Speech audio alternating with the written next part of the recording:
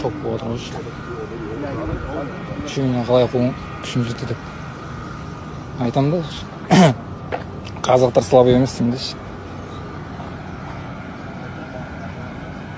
Таң қалып отыр. Бля, духовис екенсің дейді.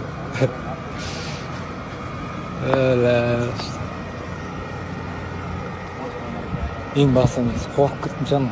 Бетіме мылтық тақаған кезде ше. Е-мое. Сумкада ақшаң бәрі. Соткалар, документім полный. Сумка дейді. Give me back дейді, короче. Can I take my document дедім.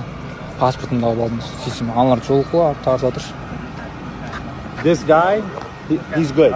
He's gonna help you, okay? Oh, okay. But you got to listen to him and talk to him. Just wait, and they'll let you know, okay? If you have questions, he's gonna ask you. Just be patient and wait, okay? Okay, thank you, bro. Okay. Thank you. Біреу, екеу, үшеу, төртеу, бесеу вертолет қосты. 5 машина, бір вертолет қосып тастаған. А жоқ, 6 машина. Ебай.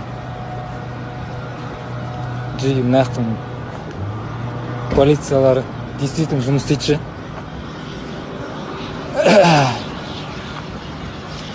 Солай. Ну, что мне говорит? Короче, этот чувак, такого терпила еще никто здесь не видел. Подбежал, автомат забрал, пистолет забрал, прибил там 3, одного совсем там зубы выбил, кровь все повсюду. Тут все офигели, такого никто здесь не видел в Америке. Окей, Казахстан, да.